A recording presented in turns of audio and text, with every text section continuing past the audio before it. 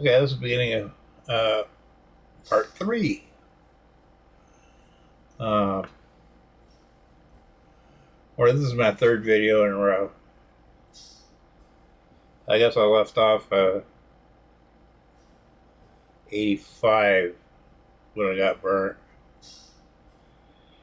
Had a 5% chance of surviving because I burned my lungs and my face, chest, arms, and they took skin off my legs to go on my chest, and so I was in pretty bad shape. I was in the hospital burn unit for 30 days, and they called my dad back from Eastern Oregon, had him come back home. My brother called him and told him they didn't know if I was going to make it. That was in 1985. I had a lot of healing to go through, a lot of pain. Burns, really gotta watch out. Get infected. I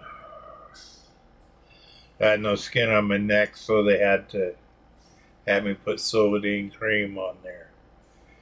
And I had to do it every night. When I took a shower, I had to shower every night to wash the Silvadene off, enable them to put more on. And when you're growing skin on meat, first thing that comes up is first layer of skin, but also nerves. All your nerves come out, and then the skin grows around the nerves. And since there's no pores, it's pretty much elastic then. On my chest I had grass, so I have no sweat glands on my chest now.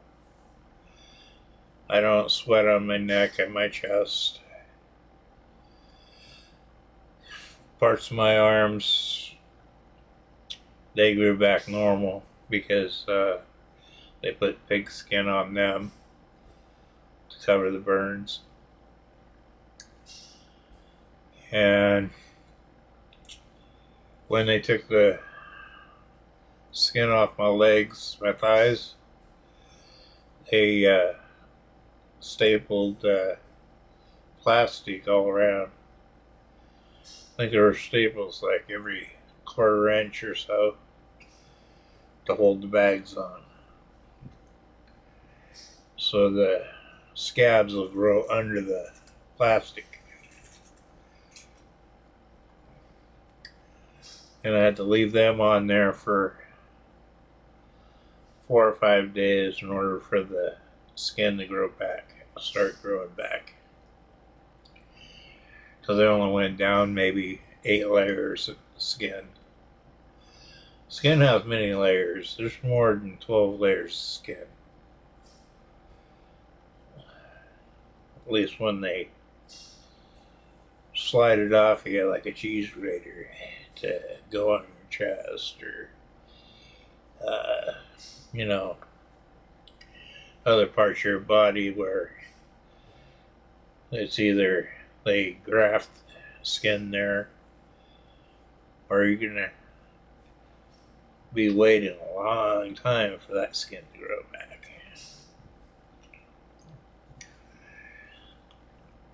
That was back in the day when they had first which was oil-based stuff that was called First. You used that and you healed up a lot better. But the guy who invented that, when he passed away, he didn't give the ingredients to anybody to make because he didn't believe that people should make a profit off of shit like that. Just like the oil company is making a profit off of gasoline or oil. Same people in that are doing our food chain. So it's all combined. I don't want to get into that yet. I'll put my thoughts in on that stuff later. It'll be a Tesla moment. Anyway, there's a way to make a battery or a power source using aluminum and a chemical. The chemical causes the aluminum to create an electricity. But it's being suppressed because if they knew that it was these chemicals and just aluminum, then energy would be a lot cheaper. But we got to use the fossil fuels because that makes the Rockefellers, the Bushes, all the other people, all the oil barons. They got to have money. They got to make money. They have to have that profit.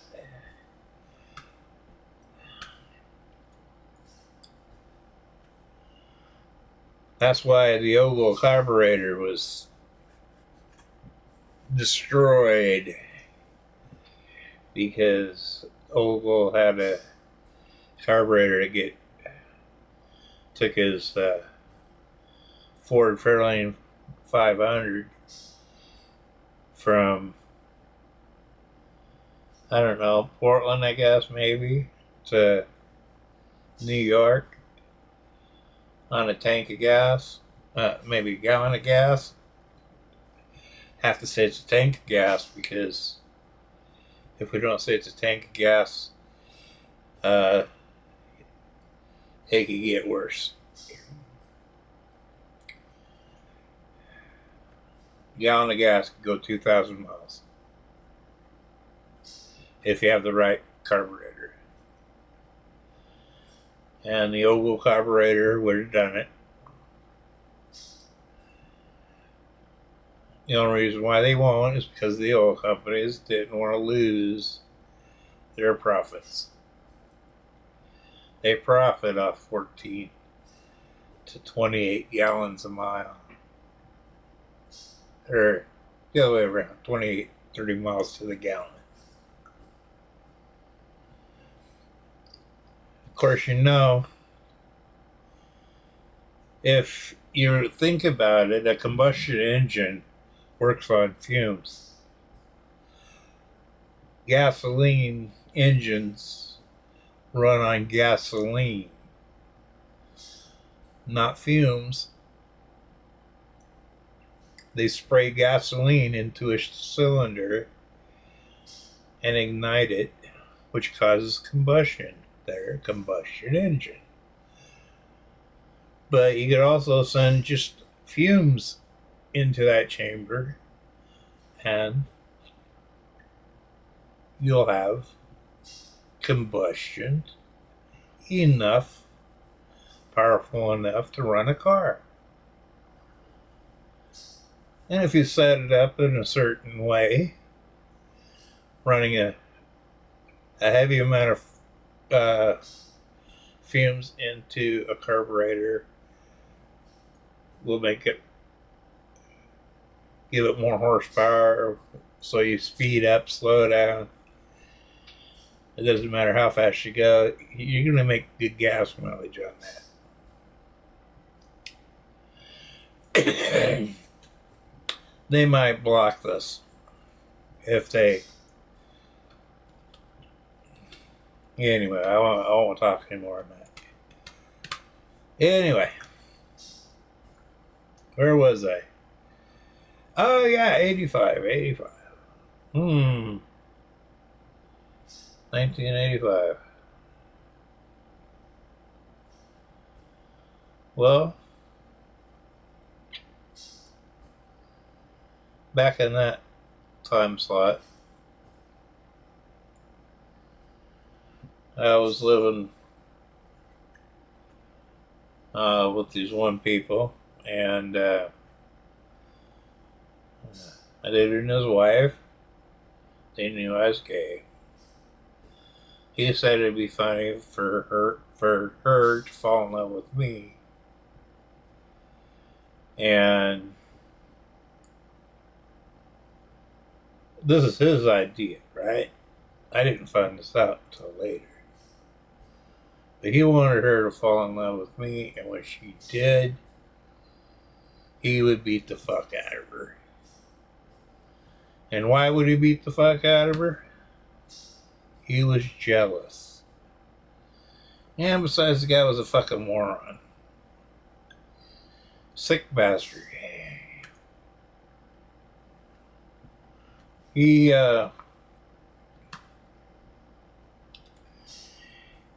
like simulations in bed with his wife and another person.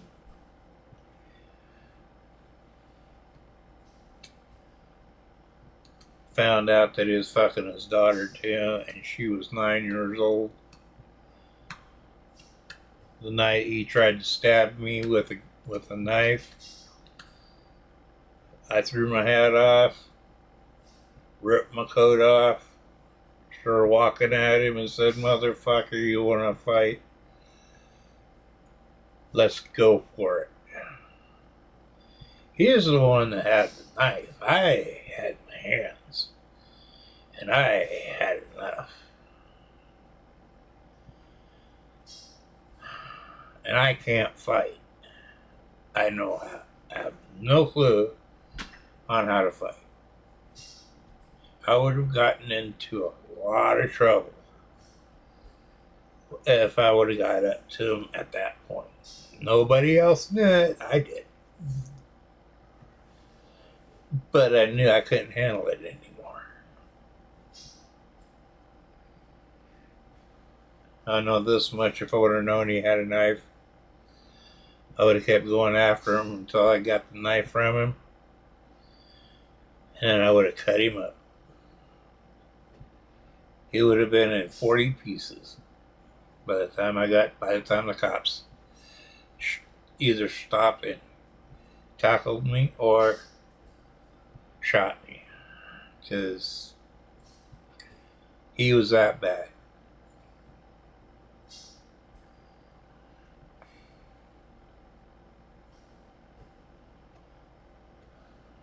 I thought of making sure that if she was to get back at him, I told her, use a cast iron skillet in the middle of the night, hit that motherfucker in the face, and don't stop. Because she would have been justified.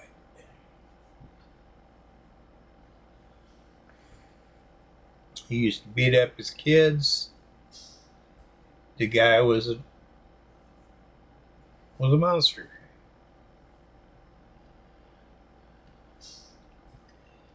His nephew, at the time, he was my boyfriend at the time, his nephew, had told this guy that me and his wife had jumped into the bushes and was having sex.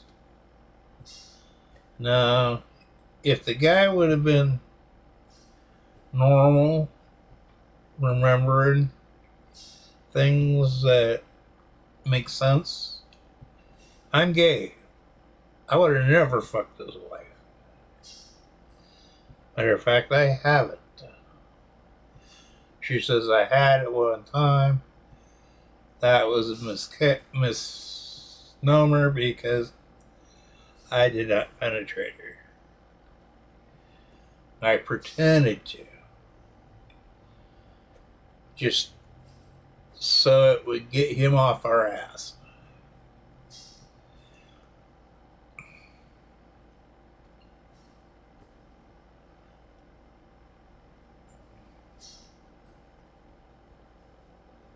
And that was in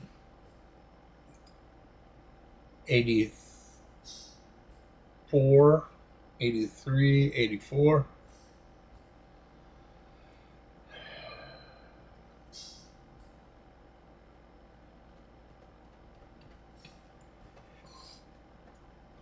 I think, or that might have been earlier. It might have been 80 when I was working as a security guard. But that don't make sense.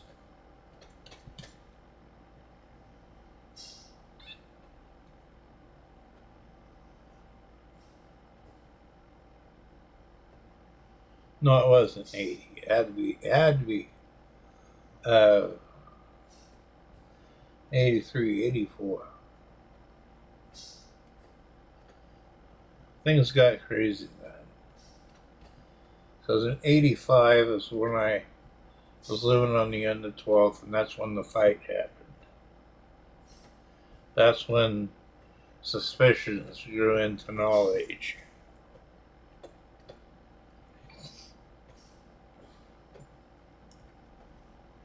Dreams turned to shit. Because the one that I loved hated me enough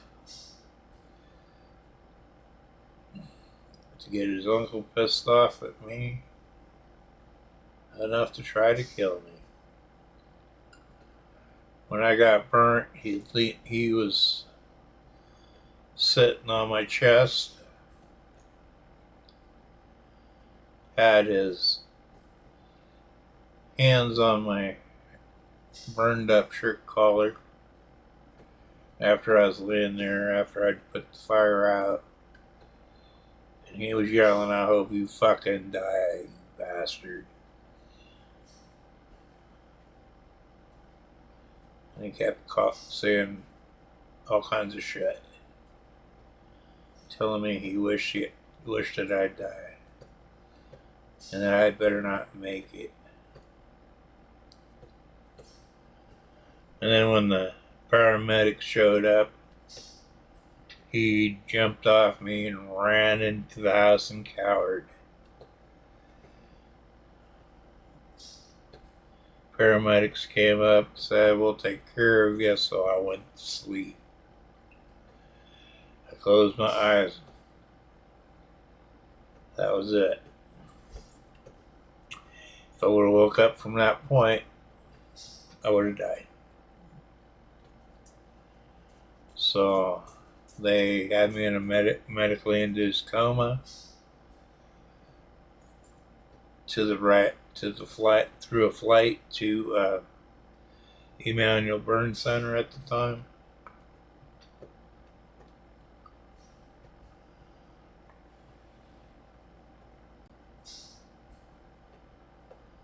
When I woke up,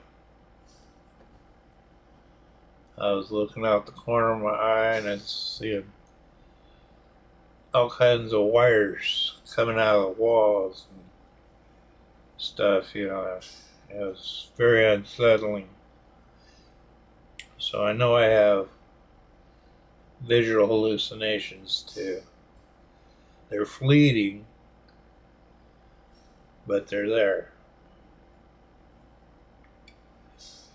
I may not have had them for a year now, which is good. That means my mind's settling down.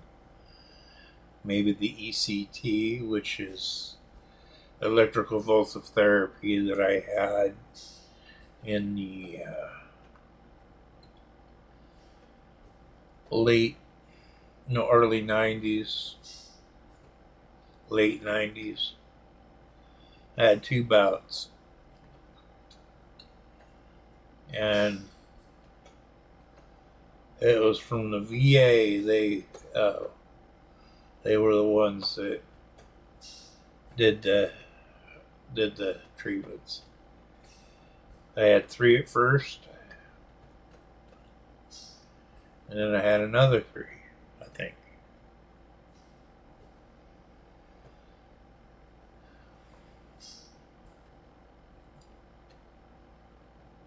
They didn't think it helped too much, but it did. It helped more than I thought it would. The only reason why I went back for the second one was because the first time I went through them, I felt that a second time might help even more, and it did. Sometimes life's kind of weird. Things you don't think will work do. Like right now, I'm on Varsaline. It's a antidepressant that they give you, but it helps you smoke. Helps you stop smoking. I take those. They seem to work great. I could stop for 5 or 6 days, but then I get to the point where I buy a pack and boom, I'm over again. So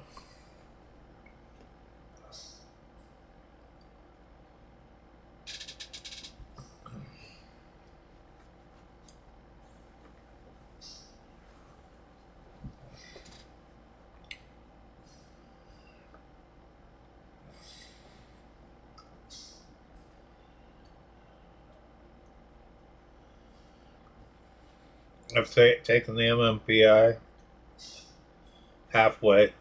Each time I took it halfway. I didn't go the full. Only took it half. What I mean by that, I did half the questions right, and then there was certain questions that I didn't want to answer. I would answer them how I think they would like me to answer them. And so I don't think it came out right. But who am I to say? I had some very strange experiences.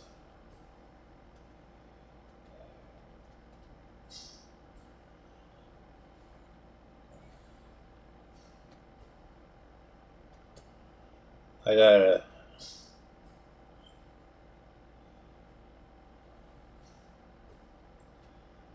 well anyway, there goes the late 80s.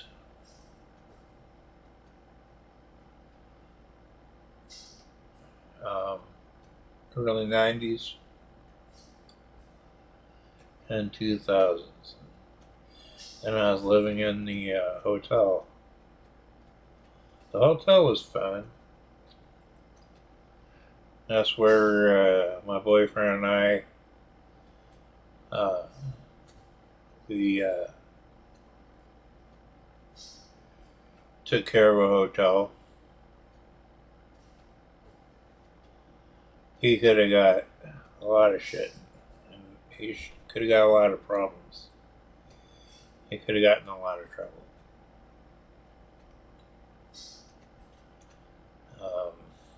I'm not going to discuss those, but I remember one time I went to group because I was in intensive day treatment for a long time.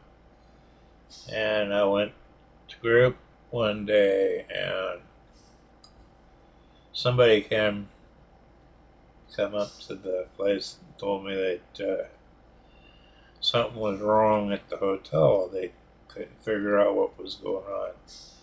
So I went back there and I started feeling dry heat. So I thought, okay, went into the boiler, started opening the valve so water could go in, and waited for it to fill because it was almost empty, and a dry boiler explodes if you're not careful. So I fixed that. Had to keep an eye on the boiler.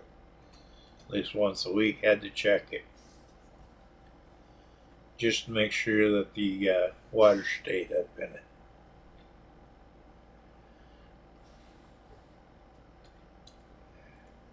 Never did have to worry about hot water. Boiler kept going. But once that boiler broke, it would be hell to get a new one, because that one was probably made in the late 1700s. Yeah, it was that old of a building.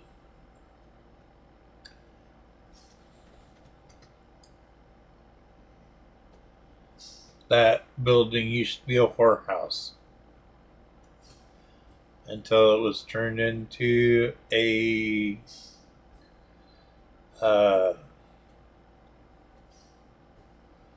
like a YMCA, but not YMCA. It's something else. Then it was a hotel.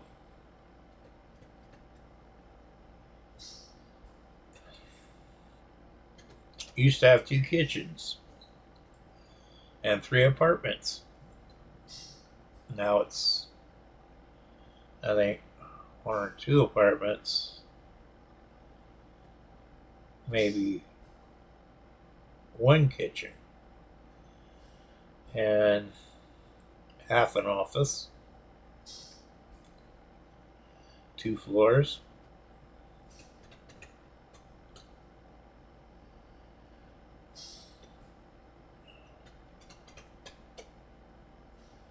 So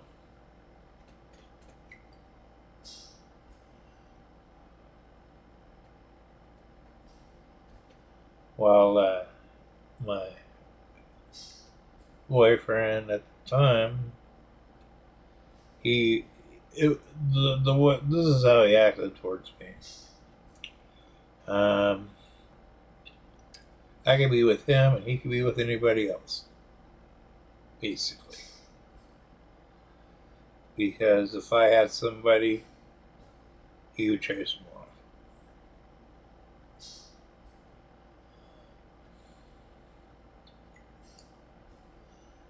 He would get pissed off at me if he heard this. But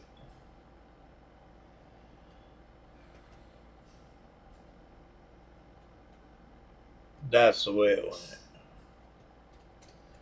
At least that's the way I figured it went, because this one kid I knew, I always asked him if he knew where he moved to, and he says, I don't have no idea where he moved to. And then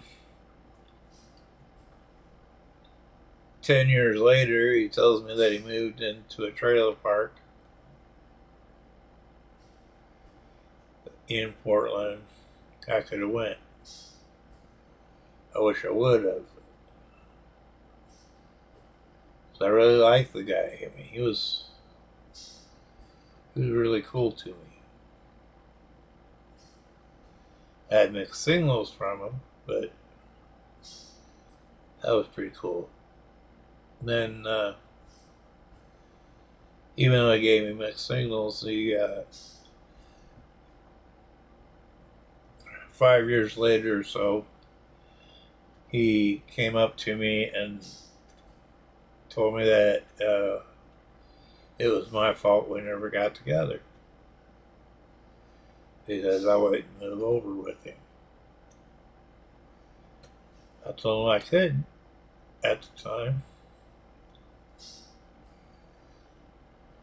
because I'd have to re-establish myself because I was on Social Security and I had to transfer medical, transfer my money, all my health related stuff I'd have to transfer over. I could have, it would only took a couple months, but he never came back. So I forgot.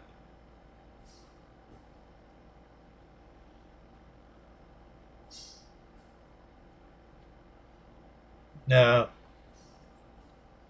that I look back, I'm glad because he has a family.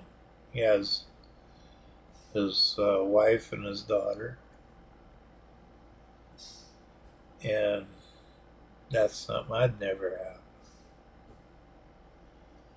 That's just like the one in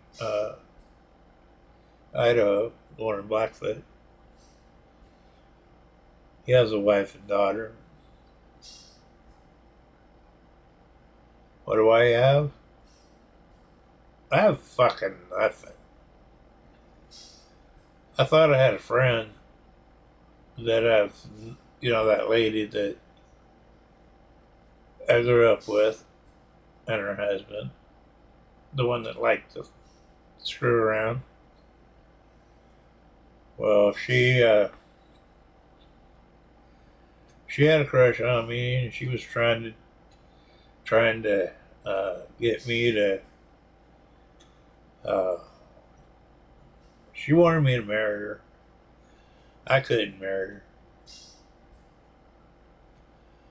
Bob wanted me to marry her because if I did, he would think that he had a place. Even though that probably would have never happened. Of course, it never did happen. I wouldn't let it. And I told him one time that I would give him a place that he'd never have to worry about a place. But he sold it for a rifle. Or a couple of rifles. After he forced me to give it to him, saying that I promised it to him and everything. I said, yeah, I did, so I gave it to him. It was that bus. It was made into a camper. And he sold his house. It was on wheels. After that point, he was no longer my responsibility.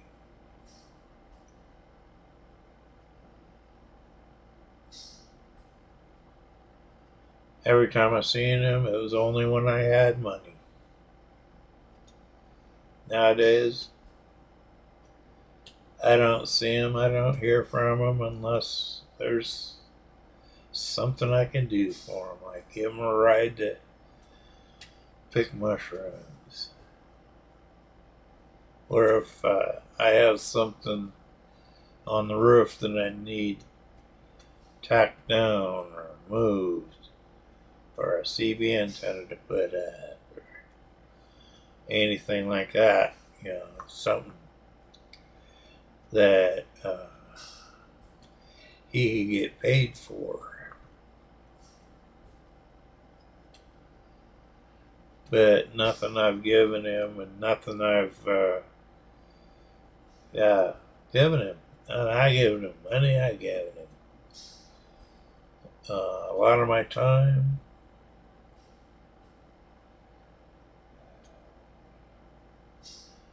I got from him grief.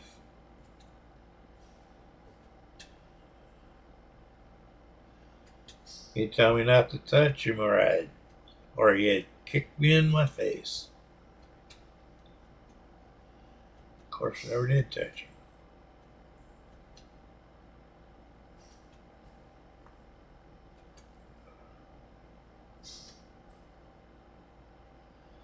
Anyway, that gets me up into the 90s. I'm gonna close this down. It's the end of part 3. And I hope you have a good night. Stay out of trouble. And please be kind, people.